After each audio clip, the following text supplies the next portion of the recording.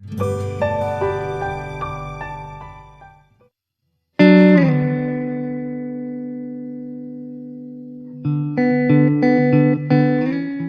साथियों,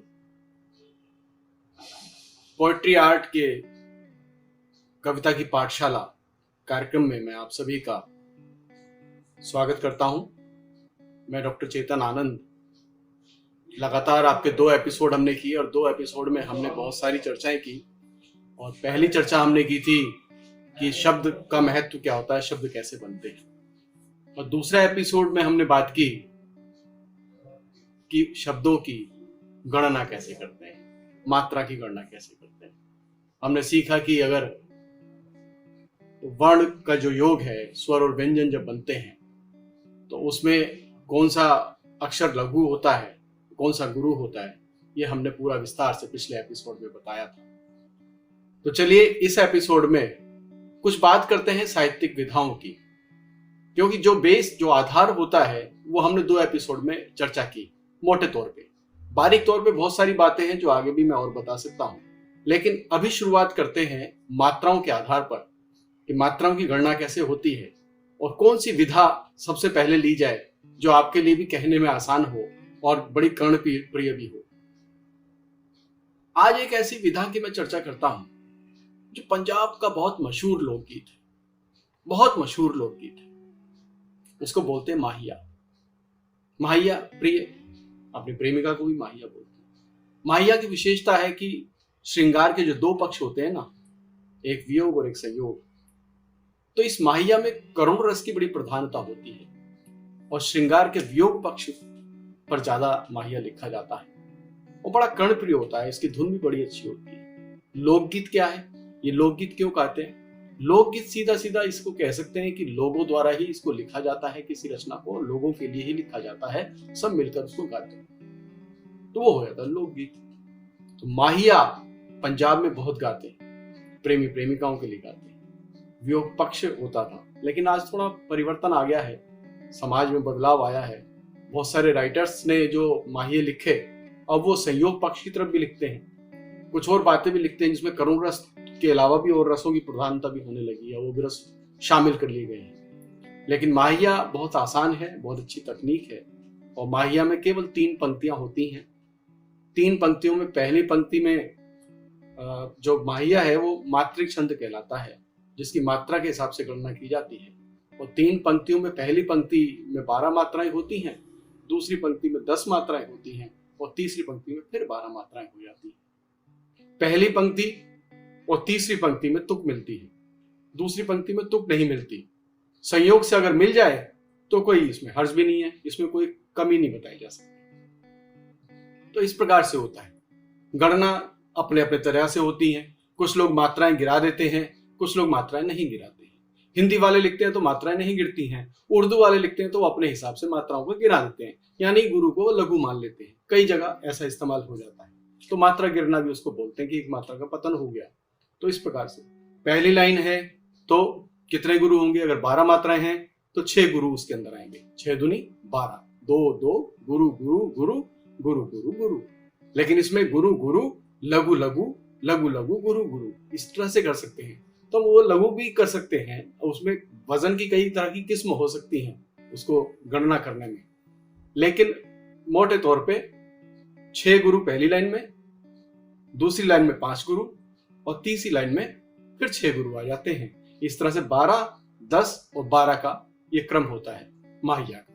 इसका एक रिदम भी बड़ा सेट है और कई जगह इसको इस्तेमाल किया गया। मैं आपको सुनाता हूं। आपने एक म्यूजिक एल्बम सुना होगा जगजीत सिंह और चित्रा सिंह की आवाज में, उन्होंने माहिया गाया पंजाबी का, जो पंजाब में पंजाबी भाषा में लिखा हुआ है। मैं आप सुनिएगा, आपको महसूस होगा। इसका रिदम बड़ा सेट है। मैं ये समझता हूं कि जो लोकगीत है, लोकगीत में मात्राओं की गणना जब उनकी रचना हो जाती है, किसी भी रचना की, उसके बाद उसकी मात्रा गणना होती है, तब उसकी परिभाषा निकल के आती है, तब उसका एक व्याकरण, एक तमाम तरह के नियम और उपनियम निकल के आते हैं। लेकिन सीधा मान लीजिए जो लोगों ने अपनी सहूलियत के हिसाब से जो पीड़ा में बैठ के जब उसको गाया, गाने के बाद जब वो लोकप्रिय हुआ, लोकप्रिय होने के बाद उस पर शोध हुए, फिर उस पर खोज हुई, फिर उस पर नियम और उपनियम और उसकी परिभाषाएं निर्धारित की गई। तो लोकगीत है अपनी सहूलियत के हिसाब से, अपनी मात्राएं इसमें गिरा भी देते हैं लोग और बिना मात्रा गिनाए भी हो जाता है। लेकिन मोटे तौर पे पहली लाइन 12 मात्राएं, दूसरी लाइन 10 मात्राएं और तीसरी लाइन में फिर 12 मात्राएं हो जाती है। रिदम सेट है, रिदम के हिसाब से अगर गा के लिखोगे तो लिखने में बहुत आसानी रहेगी। जगजीत सिंह ने गाया चित्रा सिंह के साथ, पंजाबी में उन्होंने क्या गाया मैं आपको गा के सुनाने का प्रयास करता हूँ। कोठे ते आ माहिया, कोठे ते आ माहिया, मिलना ते मिल आके, नहीं ता खसमानू खा माहिया, मिलना ते आ मिल के, नहीं ते खसमानू खा माहिया। ये सेट इसकी एक रिदम होती है। अच्छा, माहिया को पंजाब में जो लोग हैं, पंजाब के लोग, वो इसको टप्पे भी बोलते हैं। टप्पे बड़े अवसरों पे भी गाए जाते हैं। तो इस प्रकार से है। मैं अपना भी सुना सकता हूँ आपको, उसमें भी आप देख सकते हैं उसमें मात्राओं का क्रम भी कैसे हो सकता है। सावन के झूलों की, सावन, सा पे आ का डंडा यानी गुरु, वा और ना दो लघु को गुरु मान सकते हो। तो सावन में 4 मात्राएं हैं लेकिन वो हो गए 2 गुरु। सावन के में गुरु 2 मात्राएं, तो सावन के 4 और 2 6। झूलों में 2 गुरु 10 और की, झूलों की, सावन के झूलों की में भी 2 मात्राएं, तो यानी 12 मात्राएं हो गई, इसमें हो गए 6 गुरु। ठीक है। सावन के झूलों की, दूसरी पंक्ति, आकर ले बातें, आ में 1 गुरु, कर में लघु, इसको मिला के गुरु भी आप पढ़ सकते हैं। ठीक है। आकर में 2 गुरु हो गए। ले बातें, अब ले में भी गुरु, तो आकर में 2 गुरु, ले में 1 गुरु, तो ये कितना हो गया 6 मात्राएं। बातें में 2 गुरु हैं, यानी बा पे आकर अंडा है, ता पे मात्रा है, तो 2 गुरु ये हो गए। तो 4 मात्राएं ये और 6 पहले हमने पढ़ ली। आकर ले बातें, अब ये 10 मात्राएं पूरी गिनती की हुई।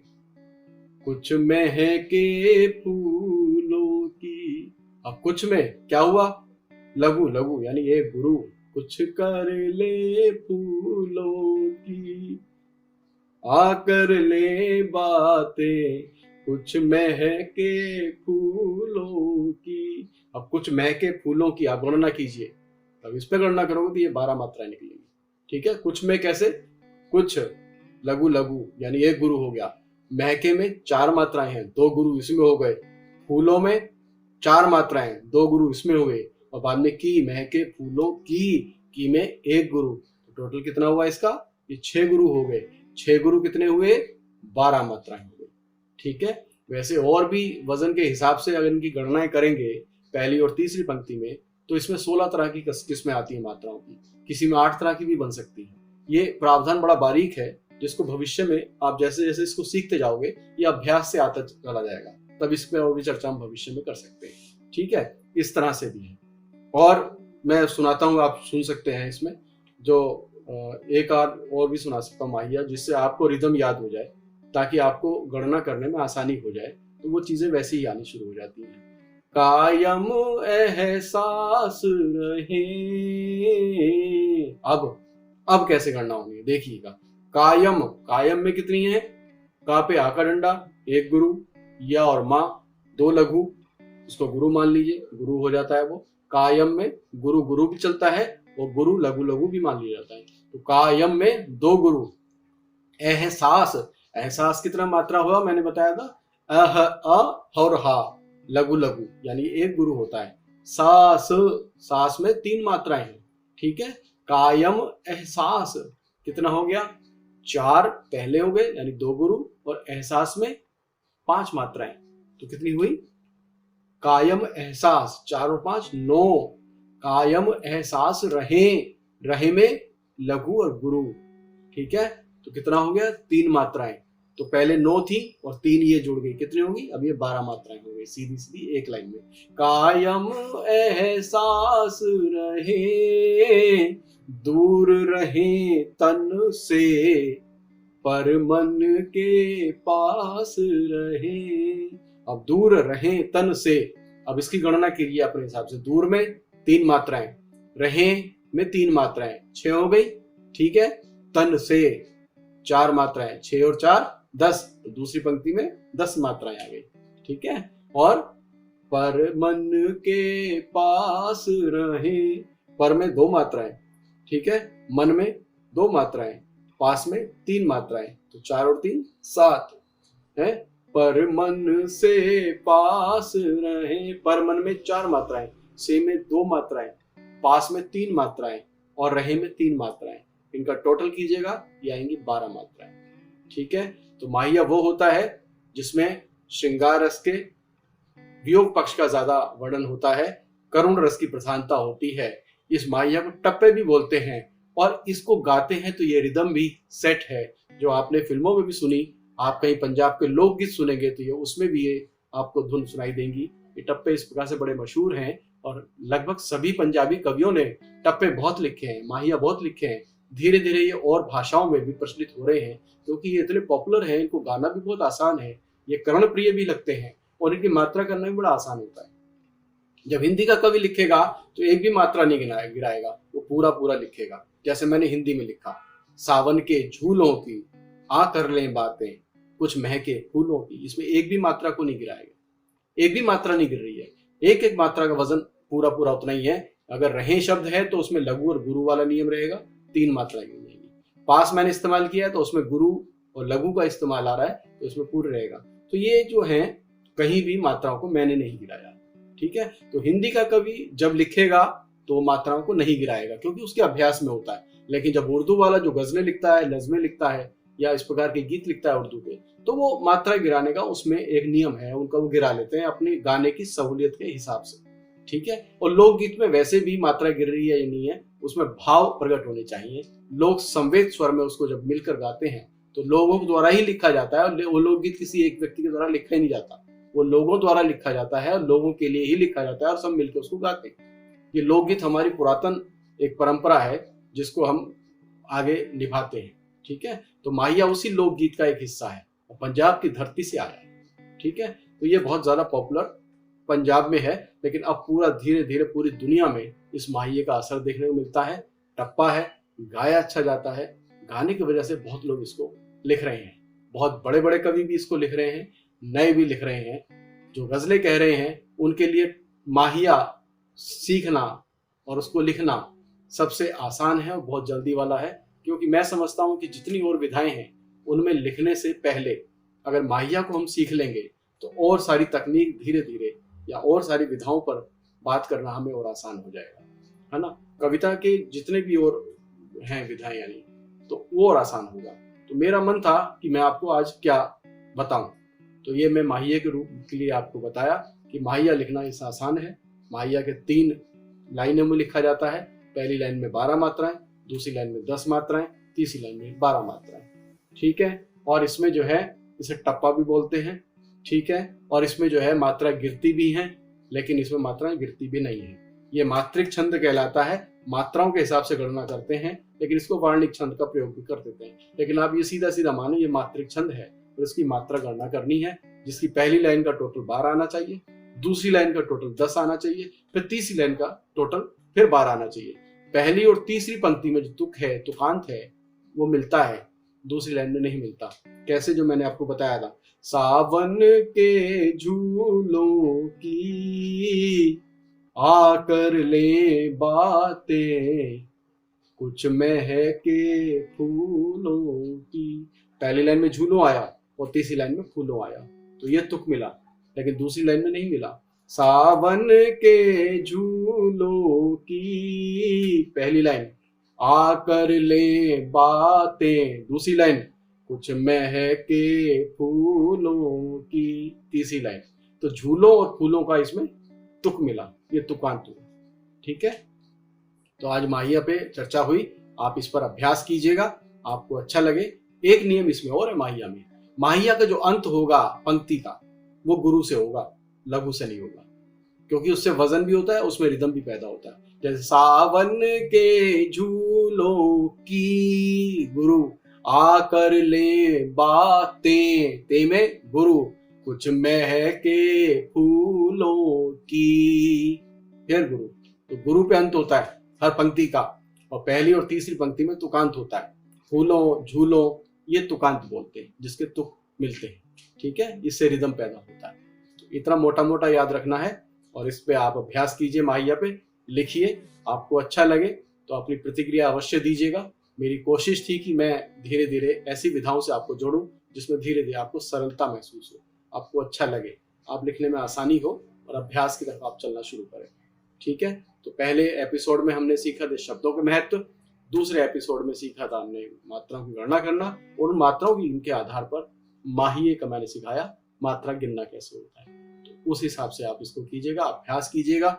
और पोएट्री आर्ट के फेसबुक पटल पर या जहां भी ये आपके यूट्यूब चैनल पर चले, तो अपने कमेंट्स में अब मैं चाहूंगा कि आप माहिया लिख के डालें, उसकी मात्रा गणना भी करके आप स्वयं डालें, जिससे हमें ये लगे कि हाँ आप हमारी बात को समझ रहे हैं, और अपनी प्रतिक्रिया स्वरूप आप माहिया लिखने आपने शुरू कर दिए।